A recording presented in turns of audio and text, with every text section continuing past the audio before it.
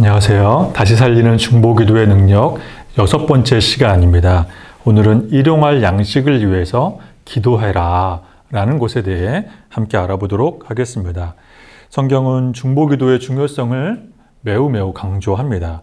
대표적으로 중보기도자 모세가 있습니다. 모세의 모습을 관찰해 보자면 하나님과 이스라엘 민족 사이에 중간에 서 있는 사람인 것을 알게 됩니다. 그래서 콜롬비아 신학대학의 유명한 신약 구약학자인 월터 브루그만이라고 하는 교수님은 모세에 대해서 중간에 서 있는 사람이다 라고 말합니다. 구약 성경에서 두드러진 믿음의 사람 모세는 언제나 중간에 서 있는 사람입니다 라고 월터 브루그만은 말합니다. 그래서 월터 브루그만 교수님은 모세의 인생을 4단계로 나누어서 설명을 합니다. 첫 번째 출생했을 때 모세는 나일강 강과 강 사이, 강둑 사이에 버려져 중간에 서 있는 사람으로 태어납니다. 그래서 모세는 건져낸다라는 그의 이름 뜻처럼 강물에서 강둑과 강둑 사이에 중간에 버려진 사람으로 그의 인생이 시작을 합니다. 그리고 모세는 40세까지 애굽의 왕자로 살면서 애굽의 그 악랄한 노동 감독자와 히브리 민족 노예 사이에 중간에 서 있는 사람이 되었고 80세에서 광야에 이제 이름 없는 양치기 목동으로 살다가 모세는 하나님께 부름받아서 바로 왕과 히브리 동포 사이에 중간에 서 있는 사람이 되었습니다. 마지막으로 모세는 120살 하나님의 선지자로 활동할 때까지 범죄한 이스라엘 민족과 하나님의 분노 사이에 중간에서 기도하는 사람으로 살았습니다. 하나님은 모세처럼 중간에서 기도하는 사람을 찾고 계십니다. 그 사람 바로 저와 여러분 되어야 할 줄로 믿습니다. 그래서 출애굽기 32장에 보면 유명한 사건이 있습니다. 출애굽한 이스라엘 민족이 얼마 되지 않아 40일 시내산에 기도하러 간 모세의 부재 중에 애굽의 황소의 신 아피스라는 황소의 신을 따라서 모양을 본따서 금송아지를 만들게 됩니다. 그리고 이 하나님의 분노를 초래하게 되자 모세가 하나님 생명책에서 내 생명을 없애더라도 그것만큼은 되지 않습니다라고 하면서 이스라엘 민족을 위해 기도합니다. 목숨을 내놓고 중보기도하기 시작합니다. 이럴 때 어떤 분들은 하나님의 생명책에 기록되어 있는데 그 이름이 지워질 수 있는가? 라는 그런 교리적인 의문을 가지게 되는데 여기서 우리가 이 교리적으로 따지기 시작하면 함정에 빠지게 됩니다. 중요한 요점은 모세처럼 중요한 자신의 생명을 놓고 기도하는 사람을 하나님께서 찾고 있다라는 것입니다. 모세와처럼 애타는 마음으로 기도하는 사람, 그 마음을 배우라라고 하나님께서 말씀하고 있습니다. 모세의 중보기도를 듣고 하나님은 히브리 민족을 용서해 주십니다. 비슷한 장면이 에스겔서 말씀에 있습니다. 에스겔 22장 말씀에 보면 바벨론 포로로 잡혀간 이스라엘 민족의 영적 상태를 놓고 하나님께서 모세에게 이렇게 말씀하십니다. 이 땅을 위하여 성을 쌓으며 성 무너진 데를 막아 나로 하여금 멸하지 못하도록 할 사람을 내가 찾았는데 찾지 못했다. 즉 하나님께서는 이스라엘 민족이 멸망과 심판을 받은 것은 모세처럼 하나님과 범죄한 민족 사이에 서 있는 사람을 찾았지만 찾지 못해서 내 분노를 그들 위에 쏟았다라고 하나님께서 에스겔 선지자에게 말씀하고 있습니다. 모세 가운데 서서 모세처럼 기도하는 사람을 찾았지만 못 찾았기 때문에 예루살렘과 이스라엘 민족이 심판을 받았다라고 말하고 있습니다. 그래서 이런 비교하는 표를 만들 수가 있습니다. 다음에 도표는 이동원 목사님의 중보기도론을 참고했음을 말씀드립니다. 출애굽기 32장, 에스겔 22장에 보면 똑같습니다. 하나님과의 언약을 배반한 이스라엘 민족이 나옵니다. 그런데 차이점은 출애굽기 32장에서 하나님이 그들에게 출애굽한 민족에게 심판할 것을 명령하시고 에스겔 22장에서도 우상 숭배한 이스라엘 민족을 심판할 것을 말씀하시는데 큰 차이점은 모세처럼 중간에 서서 중보기도하는 사람이 있습니다. 에스겔 22장에서는 중보기도자가 없습니다. 그런데 이 단순해 보이는 미비한 차이가 큰 결과를 나오게 됩니다. 출애굽 32장에서는 하나님의 용서가 있지만 에스겔 22장에서는 하나님의 심판이 있습니다. 말씀을 통해 확인해 보겠습니다. 에스겔 22장 말씀, 출애굽 32장 말씀입니다. 모세와 같이 중보기도하는 사람이 있게 되자 하나님께서는 뜻을 돌이키사 말씀하신 화를 그 백성에게 내리지 아니하셨습니다. 하나님께서는 금송아지 아피스 신을 만든 이스라엘 민족을 보며 이제 이들을 멸망시키겠다라고 모세에게 말씀하십니다. 그래서 바벨탑을 만들어서 하나님께 대항한 그 사람들을 언어를 혼잡케 해서 다 흩어버리시고 아브라함을 멀리 불러내어서 믿음의 후손을 만들어내셨던 것처럼 온 세상의 죄악이 관영하자 홍수를 일으켜서 사람들을 쓸어버리시고 노아의 가족을 통해서 새로운 믿음의 후손을 만들어내신 것처럼 하나님께서는 이제 출애굽한 이스라엘 민족을 광야에서 멸망시키시고 모세를 통해서 새로운 믿음의 후손을 만들겠다. 하나님의 리셋 프로그램을 가동하시겠다라고 말하자 모세는 그렇게는 되지 않습니다. 하나님 생명책에서 차라리 내 이름을 지워주시고 하나님 그것만큼은 하나님 절대로 되지 않게 해주십시오라고 기도합니다. 그러자 하나님께서는 하나님의 뜻을 돌이키셨습니다. 그러나 이제 바벨론 그발 강가 포로로 잡혀온 에스겔에게 하나님께서 왜 이스라엘 민족과 예루살렘 성이 멸망할 수밖에 없었는지 이유를 설명해 주십니다. 중보자를 찾았지만 중보자가 없어서 내가 내 분노를 그들 위에 쏟을 수밖에 없었다라고 하나님께서 말씀하십니다. 그렇습니다. 지금도 하나님은 나라와 민족과 교회와 가정을 위해 기도할 중보기도자를 찾으십니다. 중간에 서 있는 기도의 사명자 저와 여러분 될 수 있기를 간절히 소망합니다. 그동안 우리 교회에서는 중보기도 세미나를 열어서 수백 명의 기도 사역자가 배출되었습니다. 참 자랑스럽습니다. 우리 교회는 참 중보기도 사역을 잘하고 있는 교회입니다. 수십 개의 기도 사역팀으로 기도 사역을 감당하였지만 그러나 그만 코로나19로 인하여서 기존에 대면하여 하던 기도 사역을 감당할 수 없게 되었습니다. 제가 이 코로나19로 인하여서 중보기도 사역으로 유명한 몇몇 교회를 탐문하여 조사하였는데 대부분의 교회가 중보기도 사역을 정상적으로 감당할 수 없는 것을 발견하게 되었습니다. 그래서 현재 우리 교회는 1339 기도 사역을 하고 있습니다.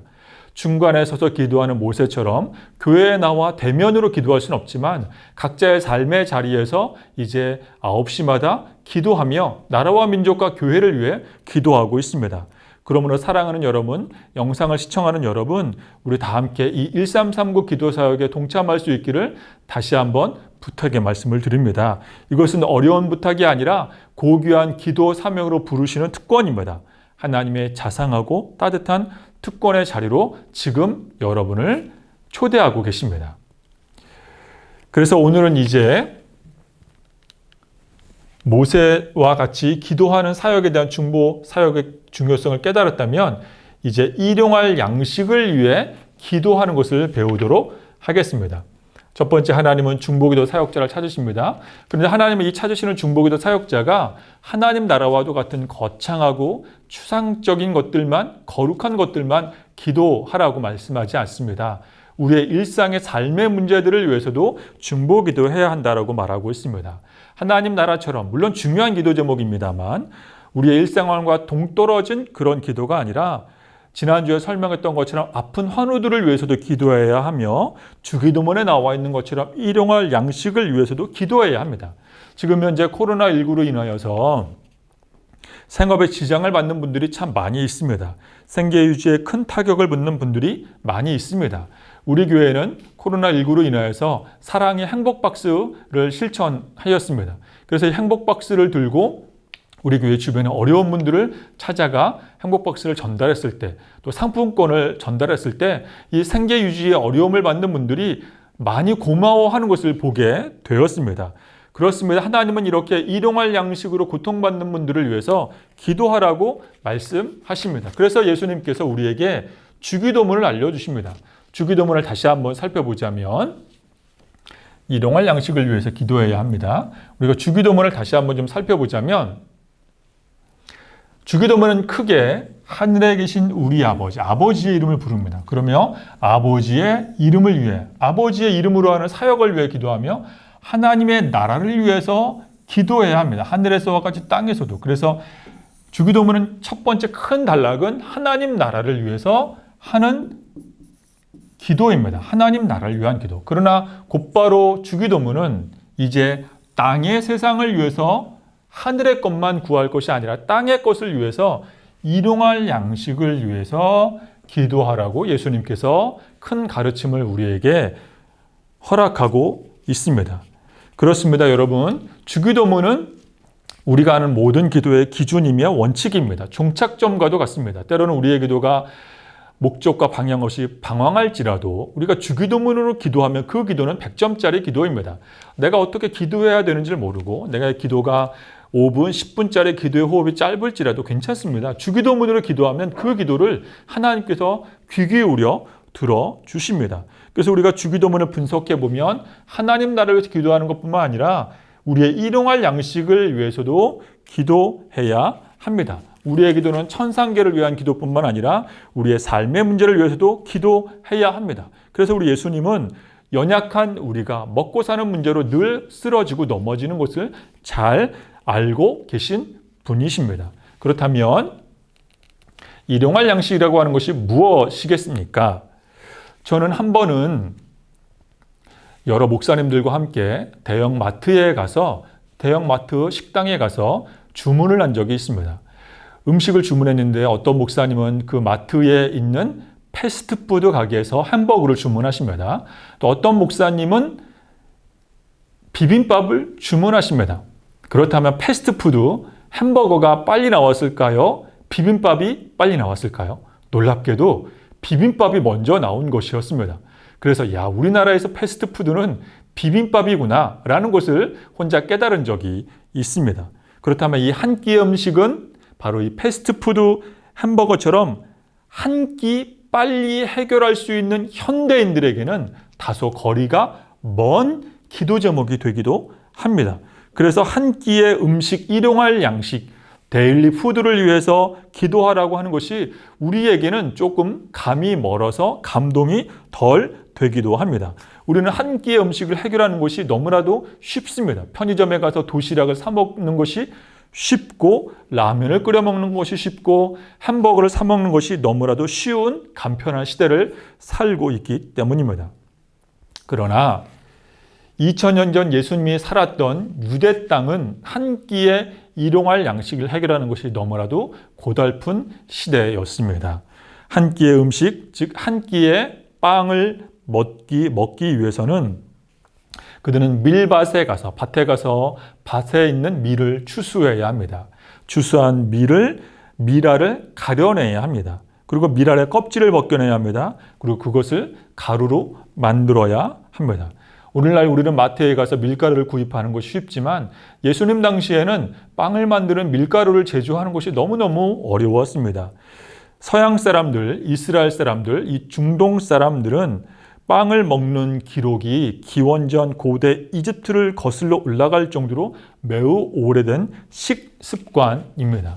한 끼의 빵을 먹는다라고 하는 것은 우리처럼 간편하지 않습니다. 쉽게 엄두를 낼 수 없을 정도로 고된 노동력이 동반되는 것입니다. 즉, 다시 말씀드려 일용할 양식을 위해 데일리 브레드를 위해서 기도하라고 하는 것은 단순히 한 끼에 먹는 문제를 해결하는 것이 아니라 전인격적인 생존을 위해 기도하라는 것입니다.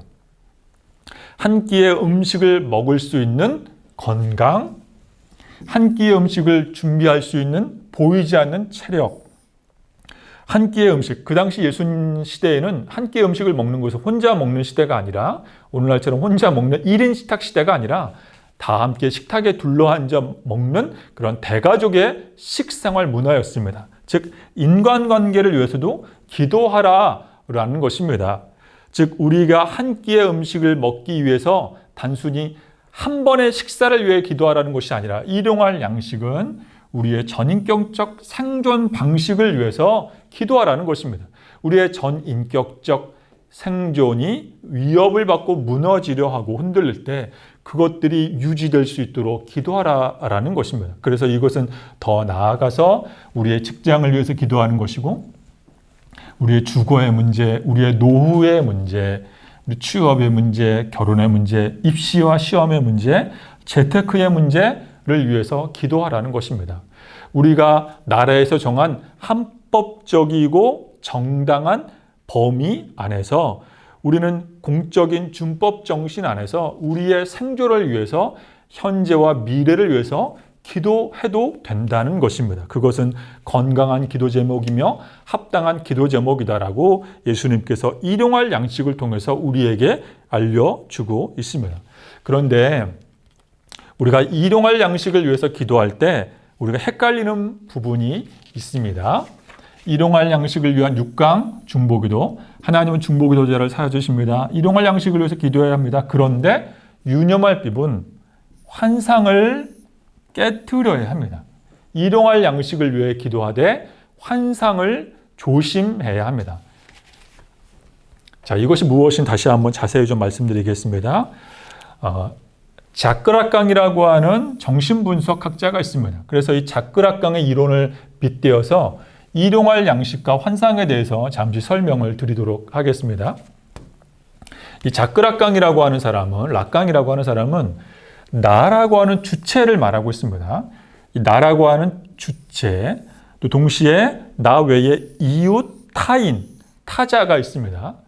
나라고 하는 주체는 욕망이 있습니다.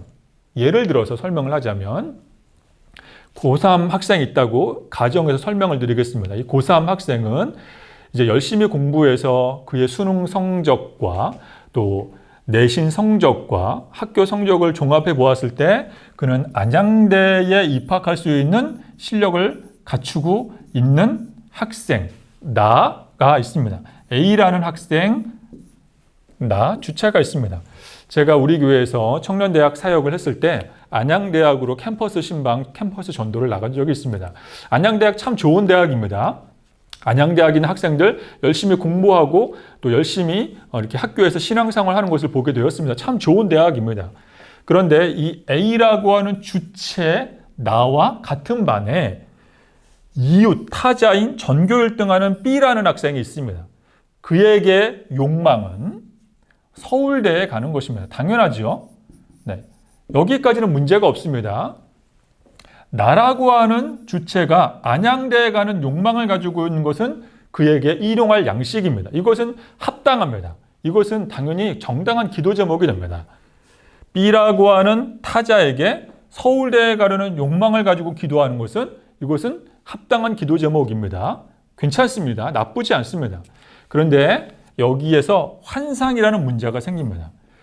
A라고 하는 나 주체가 B가 가지고 있는, 타자가 가지고 있는 서울대라고 하는 이 욕망을 이것이 내 것인 것처럼 생각을 할 때 그것이 환상이 된다라는 것입니다. 그래서 이 A라고 하는 이 학생이 나도 서울대 가고 싶다는 생각을 하게 되어서 재수를 하고 삼수를 하고 사수를 하고 오수를 해서도 서울대에 들어가지 못하는 안타까운 일이 발생했을 때 바로 그것이 환상이라는 것입니다. 즉 나는 나만의 욕망이 있습니다. 하나님께서 우리에게 허락해 주신 일용할 양식이 있습니다. 괜찮습니다. 이것은 나쁘지 않습니다. 이것을 위해서 기도해야 합니다. 서울대에 가려는 타자의 적당한 욕망이 있습니다. 이것을 위해서 기도해야 합니다. 그러나 나라는 주체가 나에게 맞지 않은 환상, 이 사람의 환상을 내 것으로 품었을 때 바로 여기에서 문제가 발생하는 것입니다. 그래서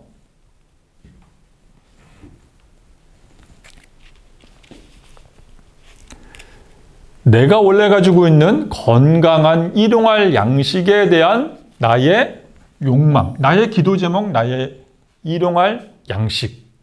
그러나 그것이 나의 것을 하나님이 내게 주신 것을 위해서 기도하는 것은 좋으나 하나님이 내게 허락하시지 않은 다른 사람의 것을 내 것인 것처럼 품고 기도했을 때 여기서 문제가 생겨나는 것입니다. 그래서 부동산 투자하지 말라는 것입니다. 그래서 여러분 이자 노름하지 말라는 것입니다. 그래서 여러분 갭 투자하지 말라는 것입니다. 물론 하나님이 내게 주신 하나님의 꿈, 비전일 수도 있습니다. 그러면 그것은 나의 일용할 양식으로 믿고 나의 하나님 허락하신 욕망으로 믿고 기도하면 됩니다. 그러나 죄인인 우리는 많은 순간 다른 사람의 욕망을 내 것인 것처럼 착각하며 기도할 때 문제가 생기는 것을 보게 됩니다. 그래서 락강이라고 하는 사람은 이 환상을 가로질러야 한다. 환상을 깨트려야 한다라고 말합니다. 그 환상을 깨트릴 수 있는 것이 바로 우리에게 하나님이 주신 하나님의 말씀이 되는 것입니다. 하나님의 말씀은 살아있고 운동력이 있어 좌우의 날선 검과도 같아서 혼과 육과 우리의 모든 문제를 깨트리며 가로지를 수 있는 힘이 있기 때문입니다. 예를 들어서 우리에게 있는 다양한 환상이 있습니다. 꼭 대기업에 들어가야 한다. 꼭 강남에 아파트를 사야 한다. 꼭 교회의 중직자가 되어야 한다. 나는 복권에 당첨되어야 한다. 이런 우리 가운데 환상이 있을 수 있습니다.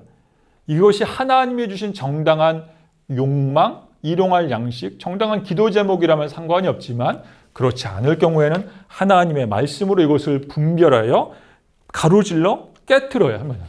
그런데 문제는 많은 매스미디어, 언론, 거짓 뉴스, 광고에서 우리에게 이런 환상, 거짓된 욕망을 키우라고 우리에게 잘못된 교육을 시도하고 있다는 것입니다.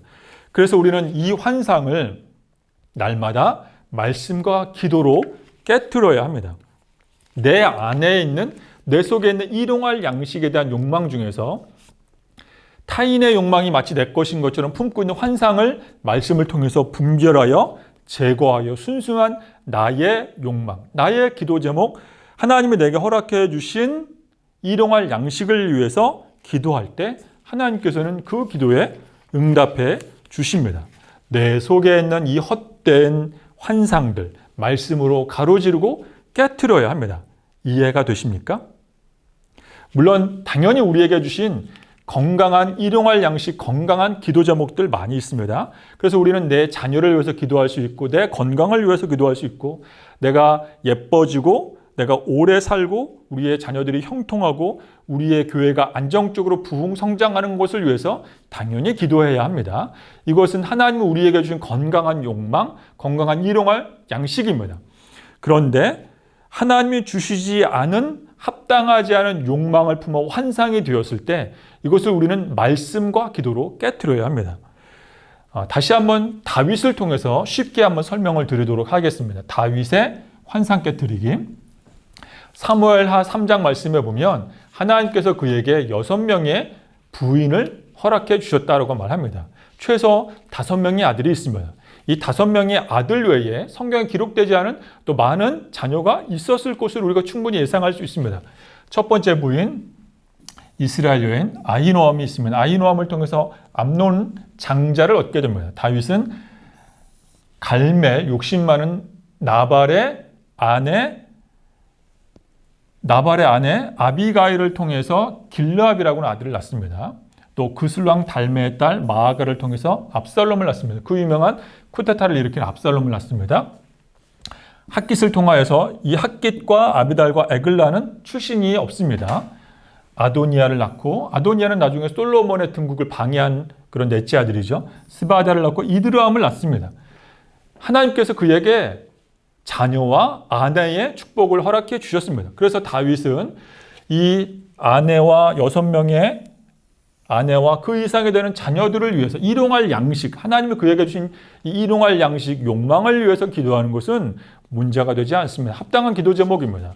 이것은 굉장히 좋은 기도 제목이 됩니다. 그런데 문제는 여기에서 그치지 않고 다윗이 밧세바라고 하는 환상을 품었다라는 것입니다. 우리아의 아내, 다윗의 아내가 아니었습니다. 말씀을 통해서 확인해 보겠습니다. 사무엘하 11장에 보면 이제 왕들이 출전할 때가 되었습니다. 이제 다윗 왕을 비롯한 주변의 왕들이 전쟁을 벌일 때 다윗의 부하들, 요압과 그에 있는 부하들이 이제 전쟁터에 나갔습니다. 그런데 다윗은 예루살렘 성에 그대로 있습니다. 여기까지는 괜찮습니다. 다윗은 왕이기 때문에 일일이 전쟁 현장에 나갈 필요는 없지만 다윗은 아침 일찍 일어나 자신을 대신해서 전쟁 현장에 나가 있는 부하들을 위해 기도한 것이 아니라 늦게까지 저녁 때까지 그의 침상에서 민기적거리고 있다가 잠옷 차림으로 늦게나마 그 침상에 일어나 왕궁 옥상, 저녁에 그 옥상에 올라가 천천히 거닐다가 그는 누구를 보냐면 한 여인이 목욕하는 것을 보게 되는데 아름다워 보인다는 환상을 품게 된 것입니다. 이럴 수도 있습니다. 그러면 요셉처럼, 창세기에 나와 있는 요셉처럼 보디발 아내의 유혹의 현장에서 그 자리를 빠져나오면 되지만 다윗은 그렇게 하지 않습니다. 하나님이 이미 그에게 일용할 양식을 주셨지만 다윗은 목욕하는 여인을 보고 사람을 보내어 그 여인에 대한 주초사를 하게 됩니다. 그리고 다윗은 그 여자를 데리고 오게 됩니다. 범죄하게 됩니다. 다윗은 이제 차례차례 무너져 내리게 됩니다. 사랑하는 여러분, 하나님께서 다윗에게 이미 좋은 일용할 양식을 허락해 주셨습니다. 하지만 다윗은 밧세바라고 하는 환상을 품었을 때 무너져 내리게 됩니다. 사랑하는 여러분, 그래서 하나님이 우리에게 각자에게 허락해 주신 일용할 양식이 있습니다. 그러나 일용할 양식을 넘어서는 환상을 하나님의 말씀으로 분별하여 깨트려야 합니다.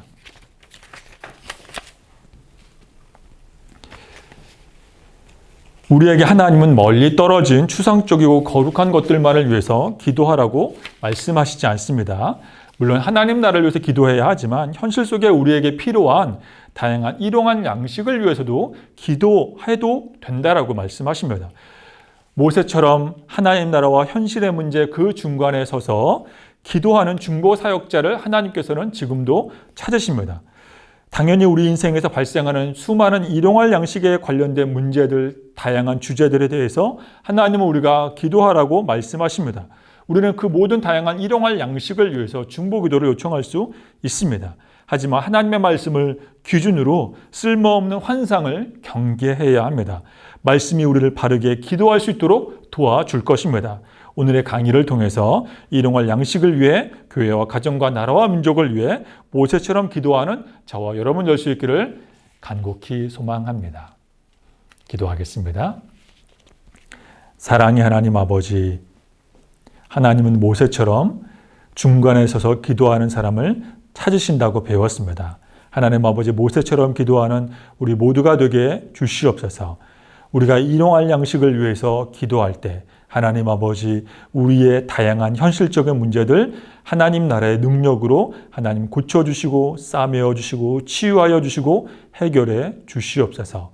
나를 사랑하시고 우리를 사랑하시는 전능하신 예수님의 이름으로 기도하옵나이다. 아멘.